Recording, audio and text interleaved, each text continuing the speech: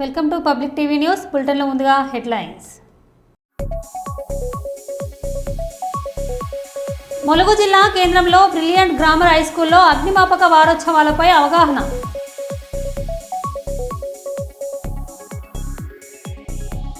అక్రమంగా నిల్వ ఉంచిన రేషన్ బియ్యాన్ని పట్టుకున్న ఎంపీ బైరెడ్డి శబరి.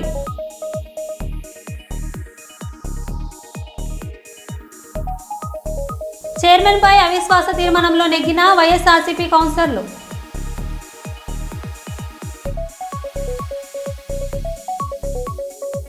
చిన్న కల్వాలలో వడ్ల కొనుగోలు కేంద్రాన్ని ప్రారంభించిన ఎమ్మెల్యే చింతకుంట విజయరమణారావు.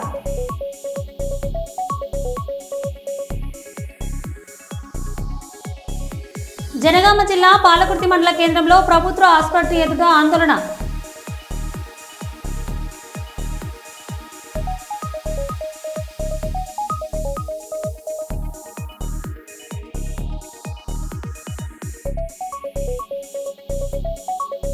ఇక వివరాల్లోకి వెళ్తే, జనగామ జిల్లా పాలకుర్తి మండల కేంద్రంలో ప్రభుత్వ ఆసుపత్రి ఎదుట ఆందోళన. వైద్యుల నిర్లక్ష్యం వల్ల పసికందు మృతి చెందిందని బాధితుల ఆరోపణ. ప్రభుత్వ ఆసుపత్రి ఎదుట రాత్రంతా బాధితుల పక్షాన ప్రజా సంఘాలు, నాయకులు, వివిధ పార్టీ నాయకుల ఆధ్వర్యంలో పెద్ద ఎత్తున ఆందోళన. బాధ్యులైన వైద్యులను వెంటనే సస్పెండ్ చేయాలని నినాదాలు.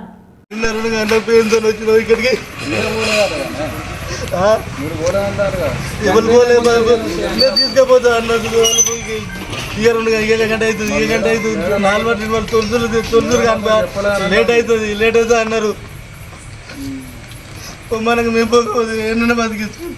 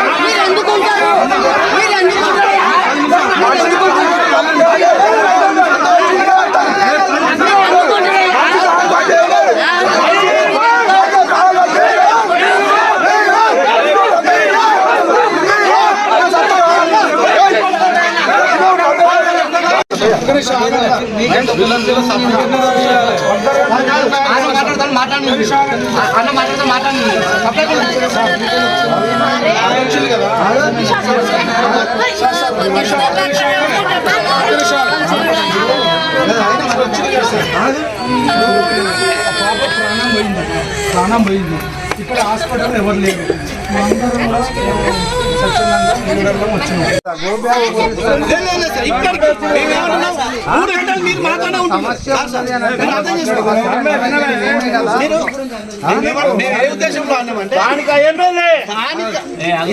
సంబంధిత అధికారులు రావట్లేదు, మీరు మాత్రమే వస్తున్నారు. ఆ ఉద్దేశంలో మేము అన్నది, కానీ మిమ్మల్ని వద్దనే ఉద్దేశం మాకు లేదు. అట్లా కాదు. కాకపోతే ఏంటంటే మీరు అసలు స్పందించడు, స్పందించాడు.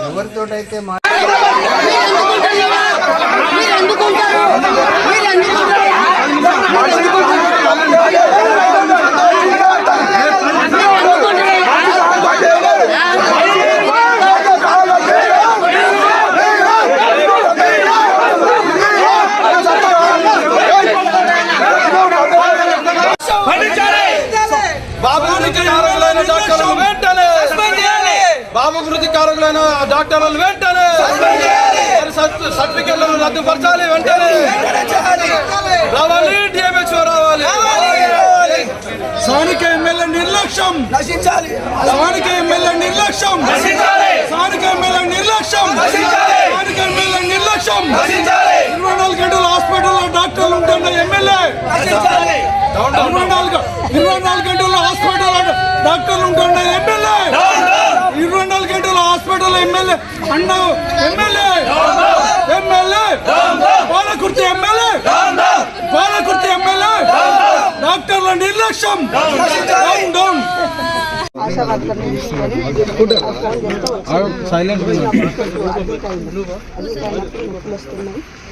అడ్మిట్ చేస్తున్నప్పుడు సాయంత్రం 5 గంటల 6 గంటలకు ఇంజక్షన్ ఇచ్చింది. పెరుగుతుంటే ఇటు అటు వాకింగ్ ఉన్నాడండి. నార్మల్గా అవుతుంది. అదేం చెందుకుంటూ ఇటు అటు వాకింగ్ చేసిండు. వాకింగ్ చేసినప్పుడు ఎప్పుడు కూడా చెయ్యి అట్లా ఇట్లా చేస్తున్నారు. చేసినప్పుడల్లా అట్లనే నొప్పులు వస్తున్నాయి. బెడ్ రాలే. సాయంత్రం ఇవాళ వచ్చింది, నిన్నైతే రాలేదు. నైట్ మొత్తం అదే పరిస్థితి, చేయి పట్టడం, నొప్పులు రాకపోవడం, ఇదే పరిస్థితి. నొప్పులు బాగానే వస్తున్నాయి. వచ్చినప్పుడు మరి వాళ్ళు కూడా చూడాలి కదా సార్, చూసి కొంచెం. ములుగు జిల్లా కేంద్రంలో బ్రిలియంట్ గ్రామర్ హైస్కూల్లో అగ్నిమాపక వారోత్సవాల అవగాహన. ఈ కార్యక్రమానికి ముఖ్య అతిథిగా హాజరై స్కూల్ పిల్లలకు ఫైర్ యాక్సిడెంట్పై అవగాహన కల్పించిన డిఎఫ్ఓ నాగరాజు, ఫైర్ యాక్సిడెంట్పై గ్యాస్, పెట్రోల్, ఎలక్ట్రిసిటీ ఫైర్ పై డెమో చూపిన ఫైర్ సిబ్బంది. ఏప్రిల్ 4 నుండి 20 వరకు జరిగే అవగాహన కార్యక్రమంలో జిల్లా ప్రజలు భాగస్వాములు కావాలని పిలుపు.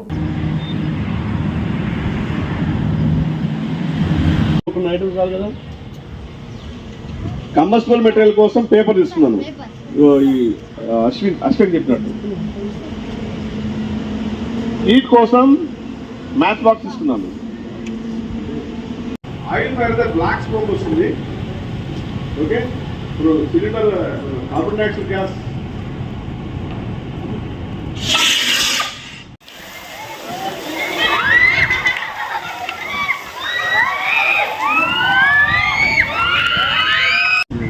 స్టార్ట్ అయిందని మనం ఆర్పైపోతే ఇల్లు మొత్తం కాలిపోతుంది.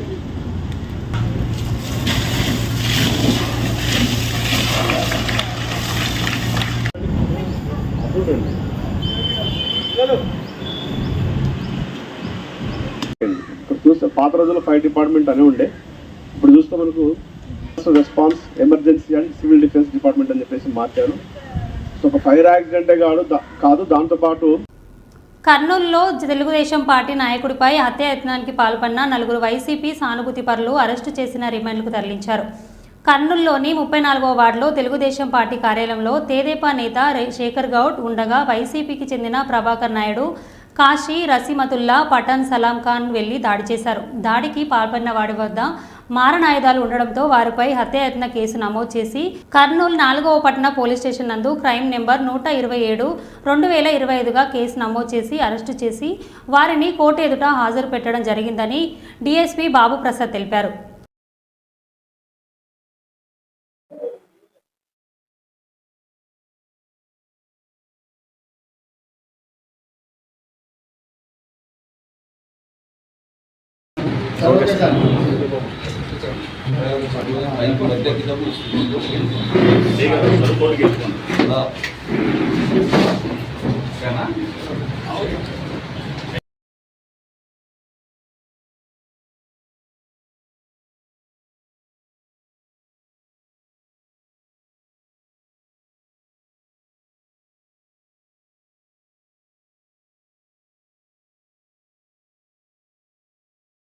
కాబట్టి ఇబ్బంది అనిపించేసి వాళ్ళని డైరెక్ట్గా రిమాండ్ పంపడం జరుగుతుంది. ఒట్టిగా బేసికల్గా బాలిక పైన అత్యాచారం కేసులో ముద్దాయాలని చెప్పేసి సాయంత్రం బుల్లి ప్రెస్ నోట్ పంపిస్తాను, అంతవరకు చేయగలను.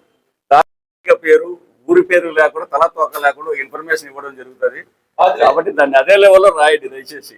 ఎందుకంటే అందరము సుప్రీంకోర్టు జడ్జిమెంట్ ప్రకారం మనమంతా కొంచెం సేఫ్గా ఉండాలి. కనుక 7 గంటల టైంలో మన 4th టౌన్ పిఎస్ లిమిట్స్లో డిమార్ట్ పక్కన ఉండే తెలుగుదేశం పార్టీ ఆఫీస్లో ఈ మన ఫిర్యాదైన శేఖర్ గౌడ్ ఇంకా కొంతమంది పార్టీ ఆఫీసులో ఉన్నప్పుడు ఇవాళ ముద్దాయిలు ఈ ప్రభాకర్ నాయుడు, సన్ ఆఫ్ వెంకట్ నాయుడు, తర్వాత కాశీ అలియాస్ కాశీ బాబు, అట్లాగే రహంతుల్లా, తర్వాత పఠాన్ సలాం ఖాన్ అని చెప్పేసి 4 పాత పరిచయమా లేకపోతే వాళ్ళ మీద ఉన్న కొంత వ్యక్తిగతమైన ఇష్యూస్ దాన్ని బేస్ చేసుకునేసి వాళ్ళు పార్టీ ఆఫీసులోకి వెళ్ళడము, ఆ తర్వాత అక్కడ ఆర్గ్యుమెంట్ మొదలు పెట్టేసి ఆ లోపల ఉన్న వాళ్ళ మీద మన శేఖర్ గౌడ్ అతని మీద దాడి చేయడము, తర్వాత వాళ్ళందరూ విడిపించేసి బయటకు వస్తే వాళ్ళ దగ్గర ఈ మారణాయుధాలు కొంచెం ఇటువంటివన్నీ పెట్టుకొని ఉండడంతో వాళ్ళు కంప్లైంట్ ఇచ్చారు. యాక్చువల్గా మా మీద హత్యా ప్రయత్నం కోసము చేయడం అనేది ఒకటి.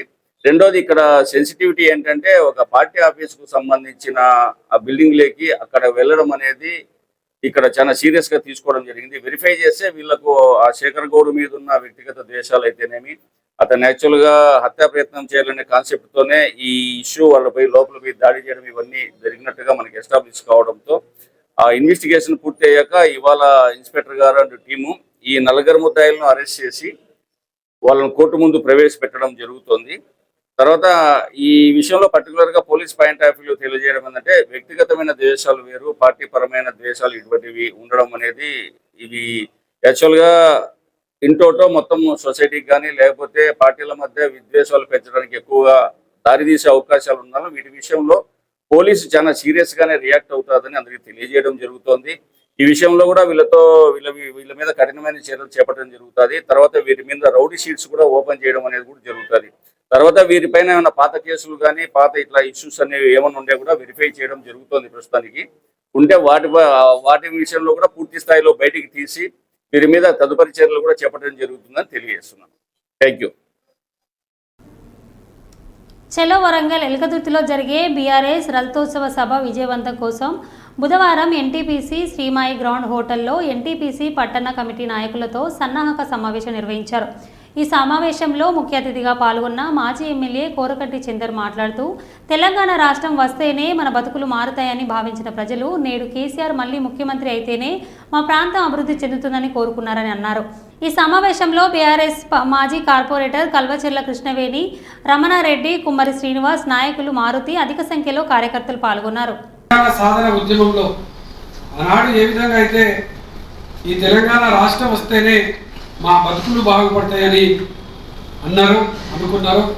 ఇలా మళ్ళీ మాకు కేసీఆర్ గారు ముఖ్యమంత్రి అయితేనే మా జీవితాలు మా ప్రాంతం వల్ల అభివృద్ధి చెందుతుందని అనుకుంటున్నటువంటి ఈ యొక్క సందర్భంలో ఈ యొక్క రజతోత్సవ సభ పాల్గొనడం, కేసీఆర్ గారికి మద్దతుగా మేమందరం కూడా ఉన్నామని ఈ యొక్క సమాజానికి చెప్పడం, అదేవిధంగా ఈ యొక్క కాంగ్రెస్ పాలన దుర్మార్గమైనటువంటి అరాచకమైనటువంటి ఈ యొక్క పాలనను అంతమొందించేటువంటి విధంగా ఈ పాలనను మనము ఏ విధంగా ప్రజల్లో ఎండగట్టేటువంటి విధంగా మనకు కేసీఆర్ గారు దిశానిర్దేశన చేసేటువంటి ఈ యొక్క రజతోత్సవ సభకు మనమందరం తరలాల్సినటువంటి అవసరం ఎంతైనా ఉన్నది. ఈరోజు 16 నెలల్లోనే ఈ యొక్క కాంగ్రెస్ నాయకత్వం, కాంగ్రెస్ ప్రభుత్వం ఎంత ప్రజలను వంచింది, ఎంత ప్రజలను మోసం చేసింది ఇలా మనం కళ్ళారా చూస్తూ ఉన్నాం. ఆనాడు ఎన్నికల సమయంలో ఇచ్చినటువంటి హామీలు ఏంది, మాటలు ఏంది, ఆ మాటలను ఎంతవరకు నెరవేర్చిండ్రు, ఎన్నికల సమయంలో వీళ్ళ ప్రవర్తన ఏంది, ఇప్పుడు ఎన్నికలలో గెలిచిన తర్వాత వీళ్ళ ప్రవర్తన ఏ విధంగా ఉంది ఇలా ప్రజలందరూ కూడా చూస్తూ ఉన్నారు. ఈ యొక్క సందర్భంలోనే మనమందరము మన కార్యకర్తలందరూ కూడా జాగృత కావాల్సినటువంటి అవసరం ఉన్నది. ఇవాళ మన కార్యకర్తలందరూ కూడా క్షేత్రస్థాయిలో గట్టిగా పనిచేయాల్సినటువంటి సందర్భం వచ్చింది. ఇవాళ ఎక్కడికి పోయినా కూడా ప్రజలందరూ, వృద్ధులందరూ కూడా ఇవాళ అడుగుతూ ఉన్నారు, మాకు ఎన్నికల సమయంలో 2,200 నుంచి 2,000 కేసీఆర్ గారు ఇస్తే మేము సంతోషంగా ఉన్నాం. మళ్ళీ ఈయన రేవంత్ రెడ్డి ఎన్నికల సమయంలో 2,000 నుంచి 4,000 ఇస్తాను అని అంటే మేము ఏదో ఆశపడ్డాం, సంబరపడ్డాం, వాళ్ళకు ఓటేద్దామని ఓటేసినాం. 16 నెలలు అవుతుంది, ఇప్పటి వరకు వాటి మాట లేదు, వాటి ఊసే లేదు. మరి ఇలా మేము వాళ్ళని వాడల్లోకి వస్తే, మా ఊర్లోకి వస్తే ఇలా మేము ప్రశ్నిస్తామని అంటే కూడా వాళ్ళు ఎవ్వరు కూడా సరిగ్గా రావడం లేదు. ఏదో వస్తాను, ఏదో చేస్తున్నామని పెద్ద పెద్ద పోలీసు వాళ్ళతోని పెద్ద పెద్ద బందోబస్తులతో వస్తాను పోతా ఉన్నారు.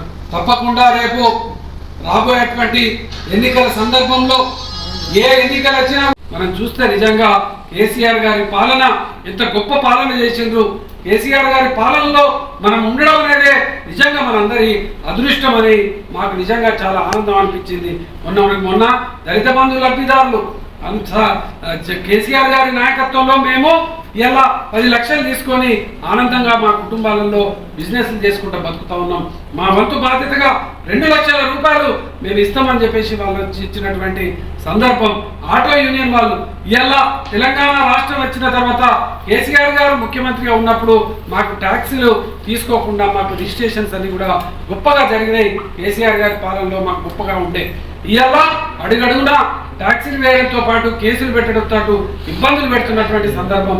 అందుకోసమే ఈ సభకు మేము కూడా సహాయం చేస్తామని రాష్ట్ర ఆటో యూనియన్ నుంచి వెళ్ళి నాయకులు వచ్చి 50,000 ఇచ్చినటువంటి సందర్భం, విరాళం ఇచ్చినటువంటి సందర్భం కూడా మేము కళ్ళారా చూస్తూ ఉంటే నిజంగా మళ్ళీ ప్రజలలో ఏ జెండాను తీసేసి వేరే జెండాను కప్పుకున్నటువంటి దాఖలాలు లేవు.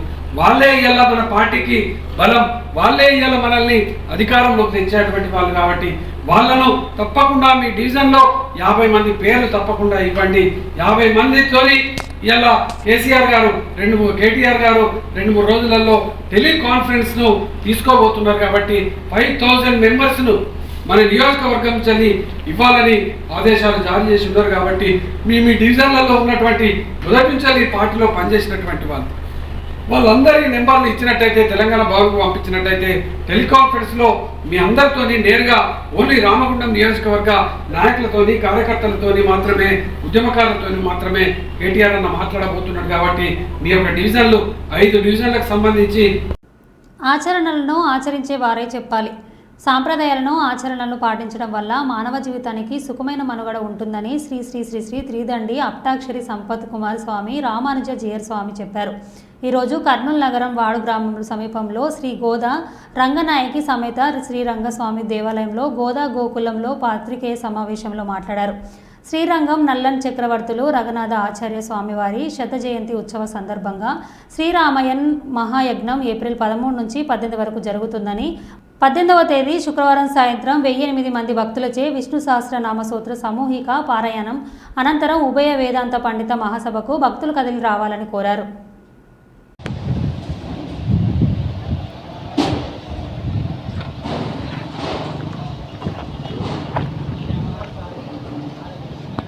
వారు మన ఆల్ ఇండియా ఫెడరేషన్ తరఫున మేము కూడా 10,000 మంది అక్కడ జరుగుతుంది ప్రతి ఆగస్టు 1వ తారీఖు. అలా అన్ని సంఘాలు కూడా ఆహ్వానం చేశాము. రేపు వీళ్ళు కూడా కలుస్తామని మేమంతా కూడా కలుసుకొని వస్తామని అన్నారు. అలా విష్ణు సహస్రనామ పవర్ ఎంతటిది అంటే చాలా గొప్పదైనటువంటిది. విష్ణువాచార్య వారు ధర్మరాజు పాండవులకు శ్రీ విష్ణు సమక్షంలో చెప్పినటువంటిది. ఒక్కొక్క నామాన్ని ఒక్కొక్క ఋషి జపం చేసి భగవత్ సాక్షాత్కారం పొందినటువంటి నామం అది. అలాంటి నామాలు 1000 నామాలు మనం చేస్తున్నామంటే ఎంత గొప్ప విషయం అనేటువంటిది మనకు స్వయంగా కూడా మనం 93లో 52 రోజులు రాత్రిలో వాళ్ళు ఇక్కడ కోట ఆంజనేయ స్వామి గుడిలో చేయడం జరిగింది ప్రారంభప్పుడు. అలాగా ఇప్పటి వరకు కూడా ఇంటింట పాడమని మేము ప్రతి ఇంట్లో తెలిసినటువంటి వారికి ఈ అమ్మాని కలిసి విష్ణు సహస్రనామం చేస్తూ వస్తున్నాము.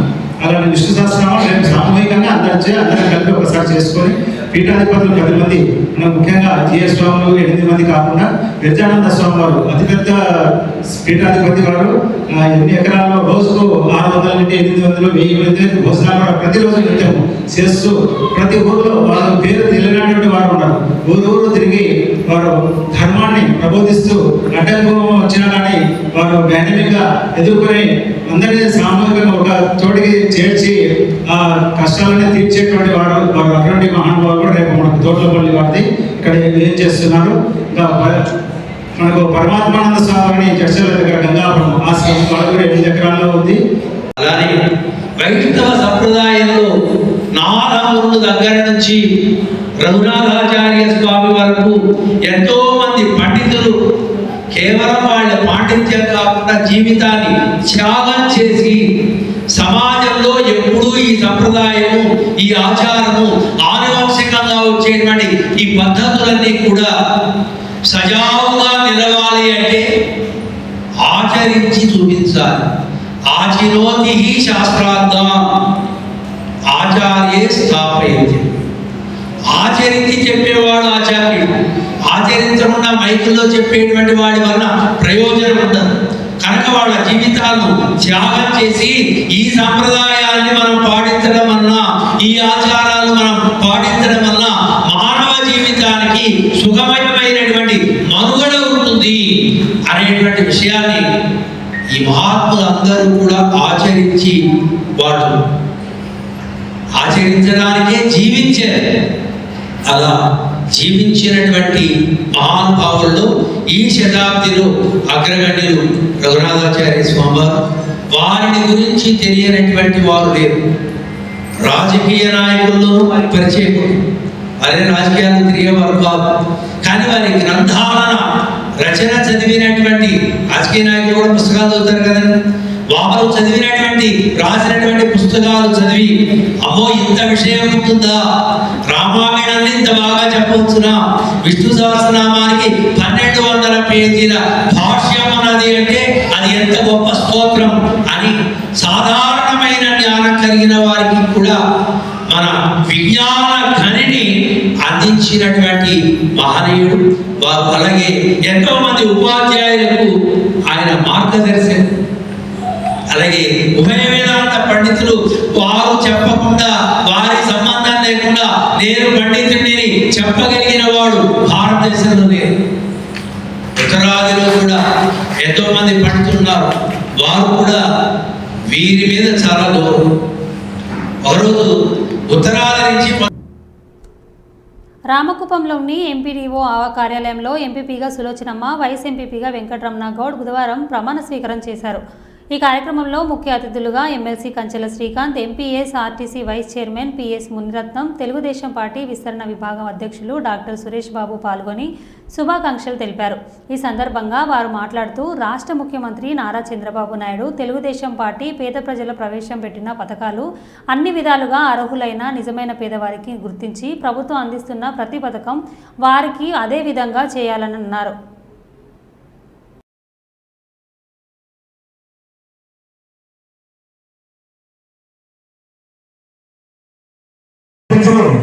దయచేసి కొంచెం 5 నిమిషాలు సైలెంట్గా ఉండాలి ప్లీజ్. గతంలో జరిగిన ఎన్నికల్లో చాలా బాగున్నాడు అని చెప్పి మళ్ళీ ఏదో బాధలపై ఈ పార్టీలోకి వచ్చి ఎంపీడీ కలిసి అందరూ సహకరించినారు.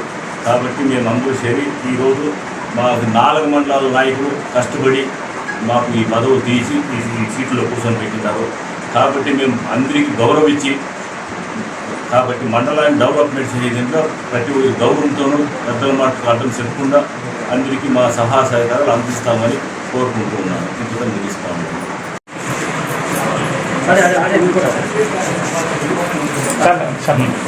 ఒవ్వరికి కప్పేసి వస్తా ఉన్నాడు.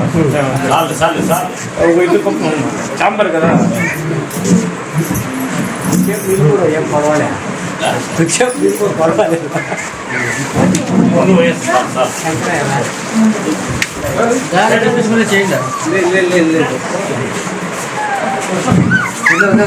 మన రామకుప్పం మండల నూతనంగా ఎంపిక చేసినటువంటి మన నియోజకవర్గం నాయకులు అయినటువంటి మన ఎమ్మెల్సీ సార్ గారికి, మన కల్లుంది పిఎస్ మునిరత్నం సార్ గారికి, సురేష్ బాబు సార్ గారికి, మరియు మన మండల నాయకులు అయినటువంటి ఆనంద్ రెడ్డి గారికి, అదేవిధంగా చిన్ని కృష్ణన్న, చలపతన్న, మా యొక్క అడ్డదారులు మా రామ్మూర్తి అన్న గారికి, మున్సామన్న గారికి, మరియు ఇతర నాయకులు పట్లనారాయణ గారికి, అదేవిధంగా మాకు ఈ ఎన్నికకు తోడ్పడినటువంటి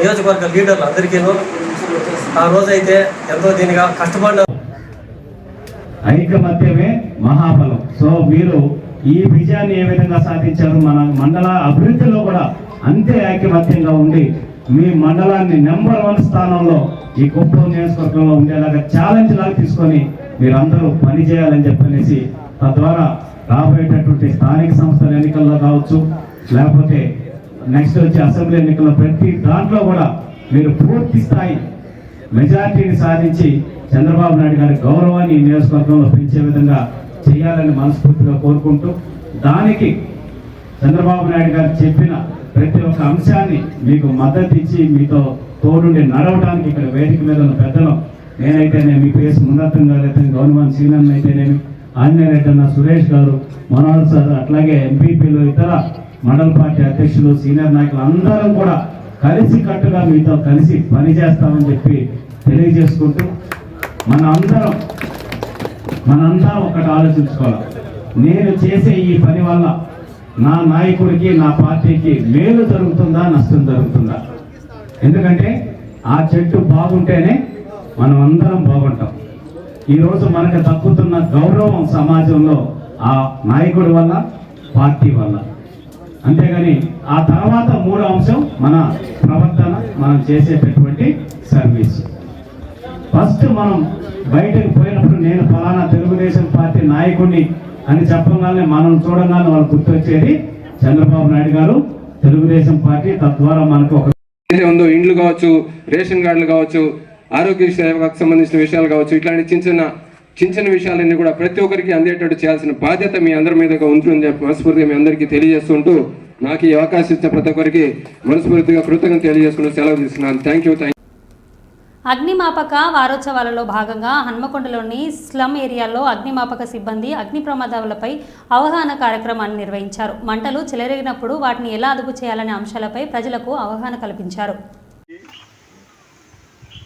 ఎవ్రీ ఇయర్ ఓన్లీ తెలంగాణ కాదు, మన భారతదేశం మొత్తం కూడా ఈ 14 నుండి 20 వరకు వారోత్సవాలు జరుపుకుంటారు. ఈ వారోత్సవాలు జరుపుకోవడానికి కారణం ఏంటంటే 1944లో అప్పుడు మా యొక్క సిబ్బంది దాదాపు 66 మంది చనిపోయినారు. వాళ్ళ ఆత్మకు శాంతి చేకూర తెలియపరుస్తాం. అయితే ఇప్పుడు మనం ఇంట్లో వంట చేస్తాం, ఇప్పుడు అంతే ఇప్పుడు గ్యాస్ వచ్చింది అనుకో, ఇంత పొయ్యిలు ఉండే